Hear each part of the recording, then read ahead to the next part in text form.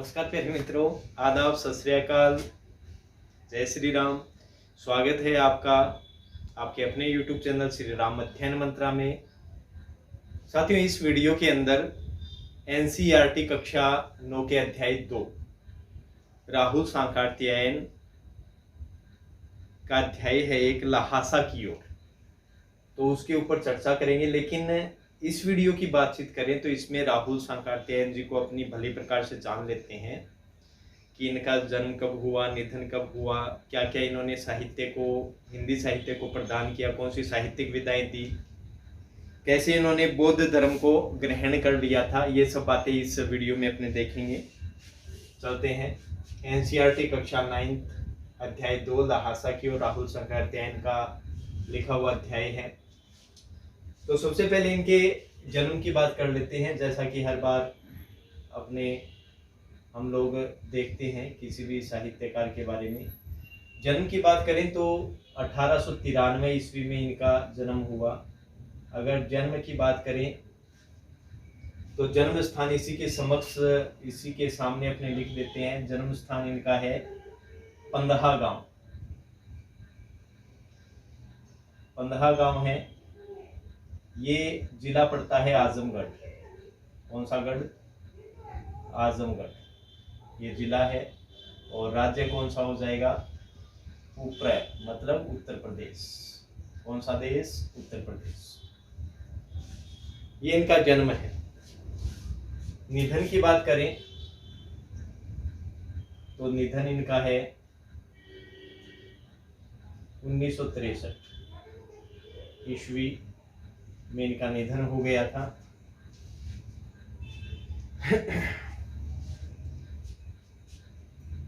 मूल नाम इनका, मूल नाम है साथियों, वो है, ये अहम भूमिका अदा करेगा आपका।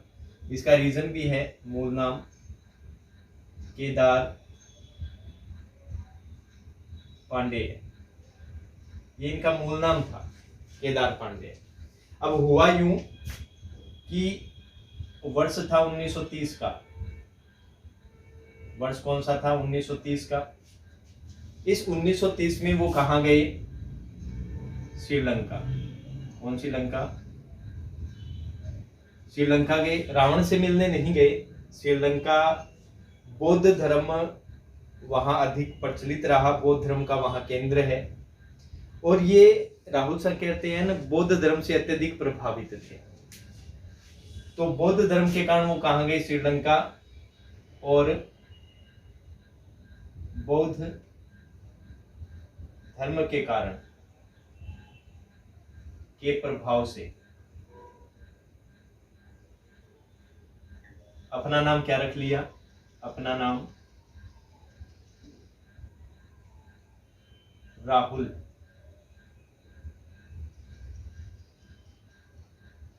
सांकृत्यायन रख लिया। ठीक है, ये फिर इनका अब नाम जो है वो प्रचलित है साहित्य के अंदर। तो ये अहम चीज है, इसको आपको याद रखना। इनके डैडी अर्थात पिता का नाम गोवर्धन पांडे। गोवर्धन पांडे। फिर बात करते हैं पैतृक गांव। पैतृक गांव इनका था कनैला, जिसपे इन्होंने एक कथा लिखी थी, कनैला का साहित्य। तो पैतृक गांव इनका था कनैला। अच्छा, इनके नाना थे ना, वो आर्मी में थे। तो उनके प्रभाव के कारण इनमें देश भ्रमण व अन्य जगहों के भ्रमण के बीज इनके हृदय में आ गए थे। तब से इन्होंने यात्रा शुरू कर दी थी। और अगर हिंदी साहित्य की बात करें तो हिंदी साहित्य में यात्रा वृत्तांत के अंतर्गत ये सबसे प्रसिद्ध रहे हैं। इनकी यात्रा वृत्तांत सबसे अधिक प्रिय है। जैसे अगर प्रेमचंद जी की बात करें तो वो कहानी उपन्यासकार कहलाए, वैसे ही राहुल सांकृत्यायन एक यात्रा साहित्य लिखने वाले अच्छे साहित्यकार कहलाए। तो ये मुख्य इनकी बातें हो गई। अच्छा, अब इनके रचना संसार के बारे में बात करते हैं। किसके बारे में? रचना साहित्य के बारे में। इनका रचना साहित्य क्या रहा? सबसे पहले तो रचना साहित्य में बात कर लेंगे अपने इसकी यात्रा साहित्य की, मुख्य तो यही है। तो सबसे पहले यात्रा साहित्य की बात कर लेते हैं। अगर यात्रा साहित्य की बात करें तो पहली यात्रा साहित्य इनका मेरी कौन सी यात्रा? तिब्बत यात्रा। मेरी तिब्बत यात्रा, मेरी यूरोप यात्रा।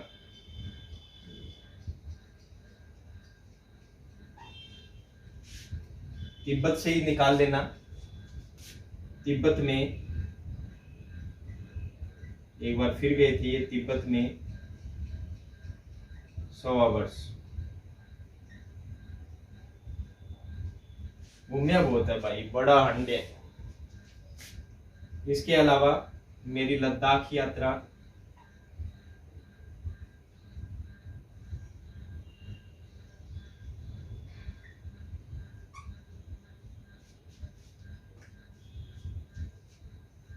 इसके अलावा चलते रहो, खूब साहित्य लिखे, मैं सिर्फ प्रमुख आपको लिखवा रहा हूं।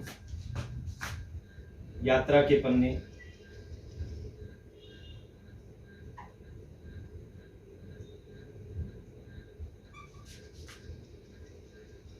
रूस में 25 मास,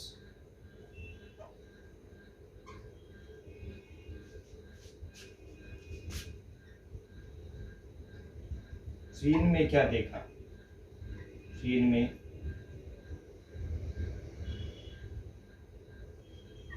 क्या देखा?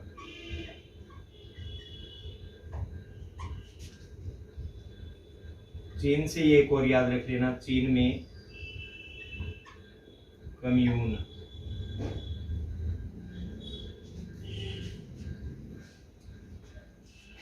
अभी और चलेगी, ये भी एक इम्पोर्टेंट है इसका। एशिया के दुर्गम भूखंड,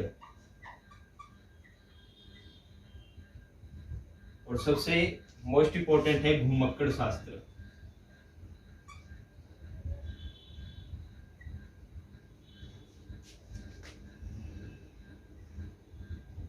घुमक्कड़ शास्त्र।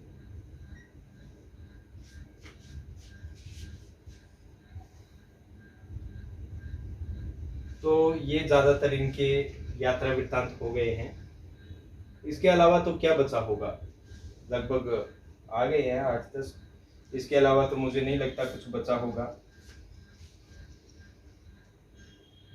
ठीक है, अब बात करते हैं यात्रा साहित्य के बाद में निबंध साहित्य की।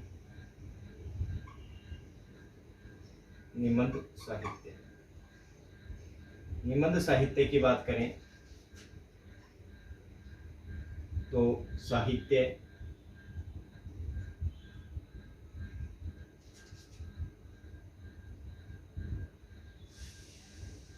निबंधावली, इसके अलावा आज की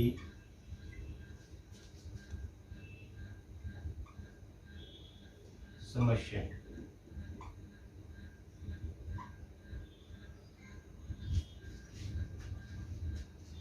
इसके अलावा और इनका जो साहित्य है, जैसे कथा साहित्य की बात करें, कथा साहित्य,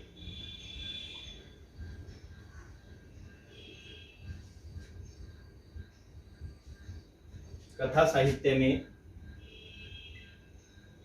गोलगा से गंगा, ये इनका संग्रह है, व्यापक भी है, तो संग्रह लिख देंगे इनके ब्रैकेट में। इसके अलावा कनैला की कथा,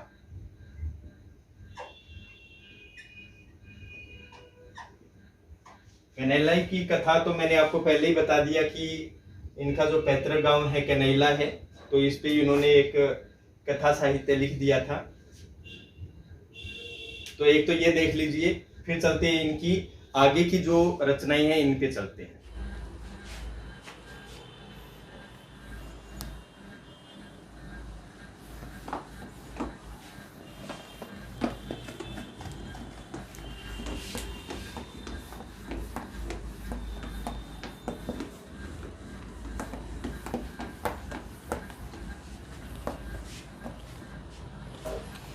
अब बात करते हैं इनके कथा साहित्य के बाद में उपन्यास की।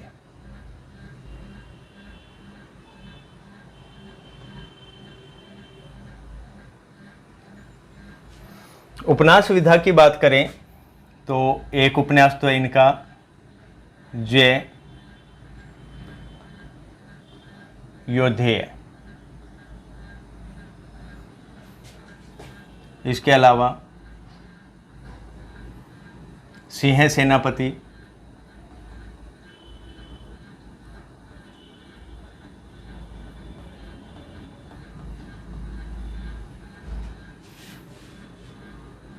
दिवोदास,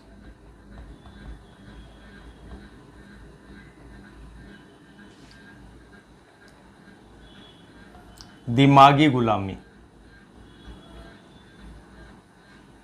और अपने सब करते क्या, दिमागी गुलामी करते हैं, क्योंकि दिमाग में जो चलता रहता है कि ये अच्छा ये बुरा, उसके अनुसार करते रहते हैं। इसके अलावा भागो नहीं, लांडिया गैर मत लगाओ, भागो नहीं, दुनिया को बदलो,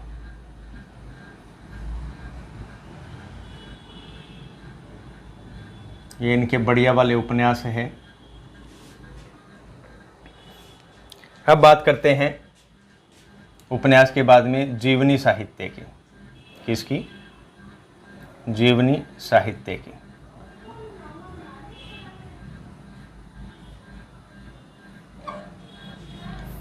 जीवनी होता है दूसरों के जीवन पर लिखना। तो ये आत्मकथा और जीवनी दो विधाएं हैं हिंदी की। अगर जीवनी की बात करें तो वो दूसरों के जीवन पर लिखी जाती है, और आत्मकथा की बात करें तो वो स्वयं के जीवन पर लिखी जाती है। तो जीवनी साहित्य में इन्होंने महात्मा बुद्ध पे लिखा है, तो महात्मा बुद्ध आ जाएगा।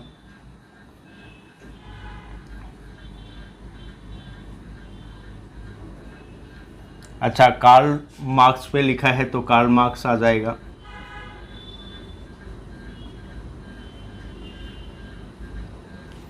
इसके अलावा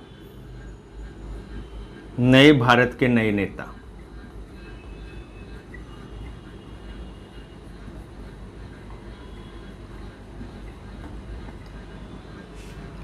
ये इनकी जीवनी साहित्य।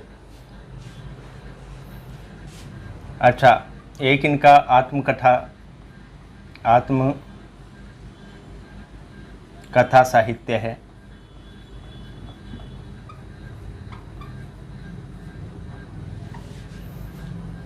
बस ये अंतिम रचना है इनकी, मेरी जीवन यात्रा। मेरी जीवन यात्रा, मेरी जीवन यात्रा जो कितने भागों में है? 6 भागों में है, ये याद रख लेना। ये इनकी क्या हो गई, कुल मिला के रचनाएं हो गई। देखो बढ़िया बढ़िया वाली लिखी हैं। अब अगला बिंदु आता है साहित्यिक विशेषताएं। साहित्यिक विशेषताएं जिसमें अपने बात करेंगे किसकी, इनको कौन कौन सी भाषाओं का पता था, इन्होंने साहित्य में कौन से शब्दों का प्रयोग किया है, किस भाषा का इन्होंने प्रयोग किया है, और साहित्य की क्या विशेषताएं रही, और यात्रा साहित्य इतना व्यापक स्तर पे ये कैसे लिख पाए, ये सब बातें अपने कर लेते हैं। तो सबसे पहले बात करते हैं शिक्षा की। एक नंबर मत लगाइए। सबसे पहले बात करते हैं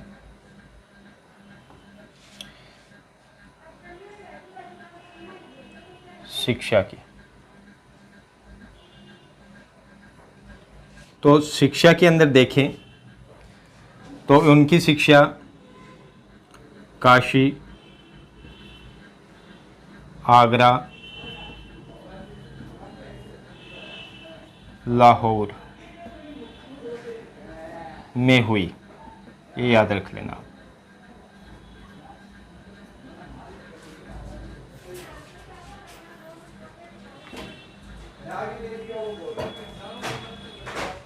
फिर आगे नेक्स्ट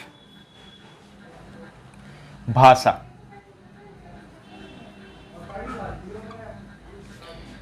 भाषा की बात करें तो राहुल सांकृत्यायन की भाषा में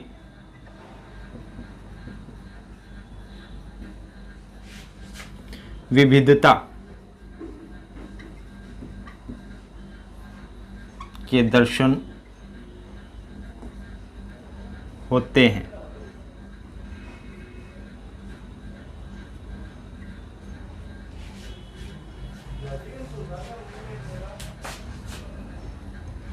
उन्होंने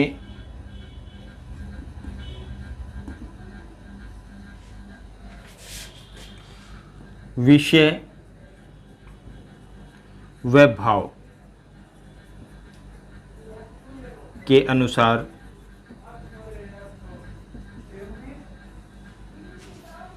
भाषा को संवारा है।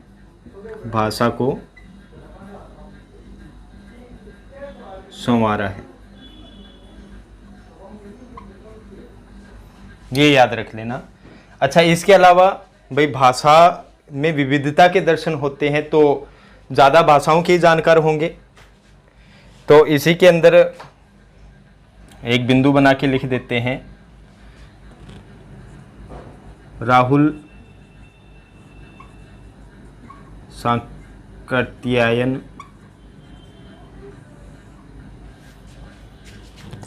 पाली, प्राकृत, अपभ्रंश, चीनी,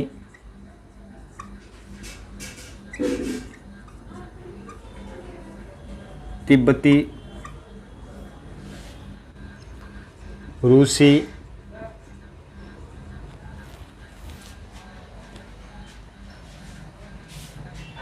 राहुल सांकृत्यायन को पाली, प्राकृत, अपभ्रंश, चीनी, तिब्बती, रूसी, यहाँ को लगा देना।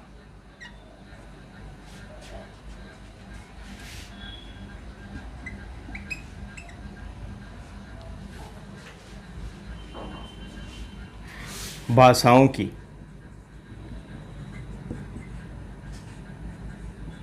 जानकारी थी। ये तो भाषा की बात हो गई।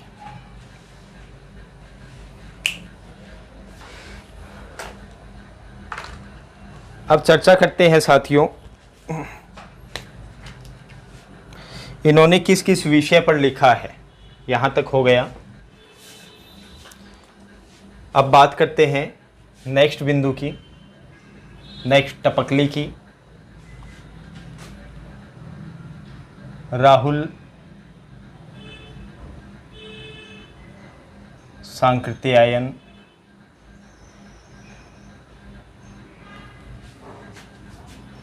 ने उपन्यास, कहानी, यात्रा वृत्तांत, जीवनी,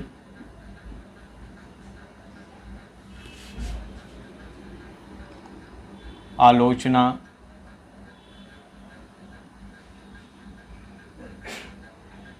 आदि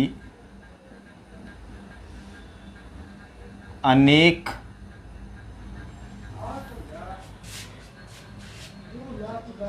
विधाओं में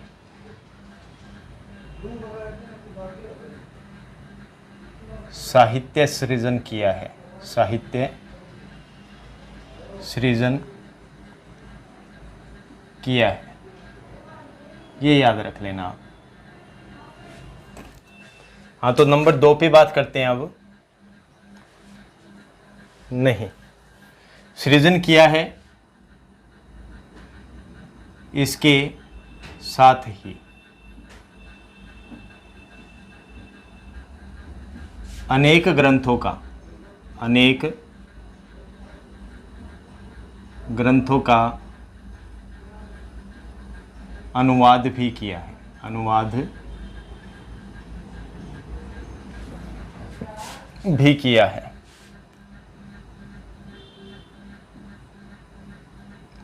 ये हो गया। नेक्स्ट चलते हैं। ये आपको समझ में आ गया। देखो, उपन्यास, कहानी, यात्रा, वृत्तांत, जीवनी, आलोचना, ये आदि अनेक विधाएं होती है हिंदी की, शोध आदि।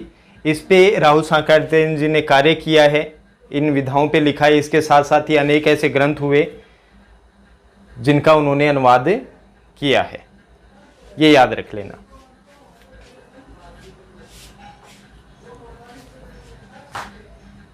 राहुल जी ने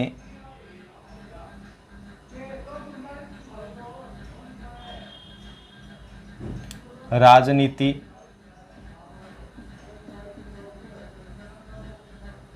दर्शन,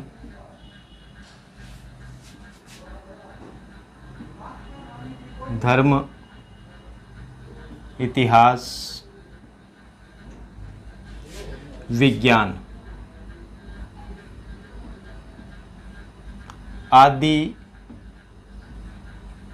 विषयों से संबंधित, आदि विषयों से संबंधित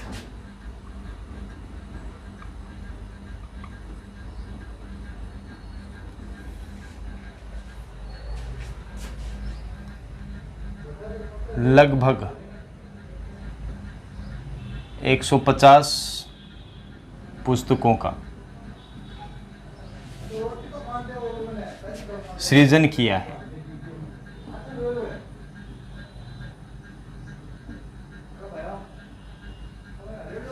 ये याद रख लेना, ये मुख्य है। इन्होंने दर्शन, विज्ञान, साहित्य, इतिहास, राजनीति आदि से संबंधित लगभग 150 पुस्तकों का सृजन किया है। चलते हैं नेक्स्ट बिंदु पर। अब नेक्स्ट आ गया है, यात्रा वृत्त लेखन में राहुल जी का स्थान अन्यतम है। अन्यतम का मतलब अन्य से अलग।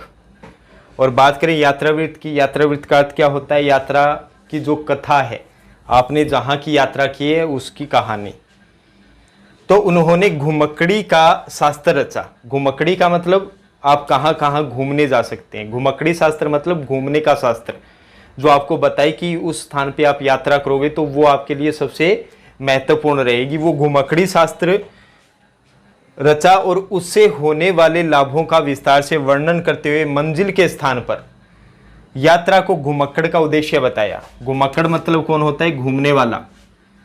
उसको यात्रा का उद्देश्य भी बताया कि आप यात्रा करते हो तो उसका उद्देश्य क्या है कि आप प्राकृतिक दृश्यों को देखते हो, वहाँ की भाषा, वहाँ की संस्कृति आदि का भी आदान प्रदान वहाँ होता है। ये चीज़ें राहुल सांकृत्यायन जी ने बताई। नेक्स्ट बिंदु आता है, राहुल जी ने विभिन्न स्थानों के भौगोलिक, भौगोलिक का अर्थ क्या होता है? वहाँ की ज्योग्राफिकल, जैसे वहाँ का उच्चावच, वृक्ष कौन कौन से हैं, सड़कें कैसी है, जल सुविधाएं कैसी है, रास्ते कैसे, आदि सब का उन्होंने वर्णन किया है। और उसके साथ साथ वहाँ के जनजीवन की सुंदर झांकी भी प्रस्तुत की है। जनजीवन मतलब वहाँ पर रहने वाले जो लोग हैं वो अपना जीवन कैसे या बिताते हैं। भाई ठीक है, अपने यहाँ रहते हैं राजस्थान में, अभी तो मैं राजस्थान में ही हूँ, आप भी राजस्थान में ही हो, पूरे इंडिया में जहाँ से भी हो, तो वहाँ की जो दशाएं हैं वो अलग अलग है सब। तो अपने यहाँ कैसे रहते हैं, गर्मियों में कूलर चलाना और सब अपने जानते हैं। लेकिन अपने हमेशा ये संशय रहता है कि जो बर्फ़ में रहते हैं, पहाड़ों में रहते हैं, उनका जीवन कैसा होता होगा। वहाँ सदैव बर्फ़ जमी रहती है, वो कैसे जीवन यापित करते होंगे।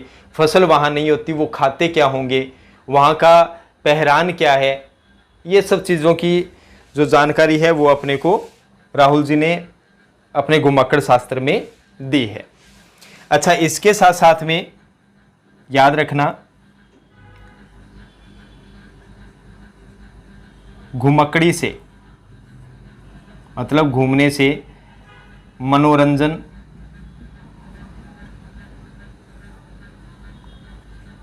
ज्ञानवर्धन,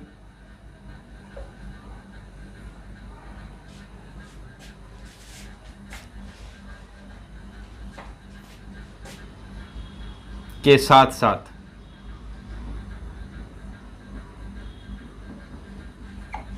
घुमक्कड़ी से मनोरंजन ज्ञानवर्धन के साथ साथ भाषा तथा संस्कृति का भी आदान प्रदान होता है। संस्कृति का भी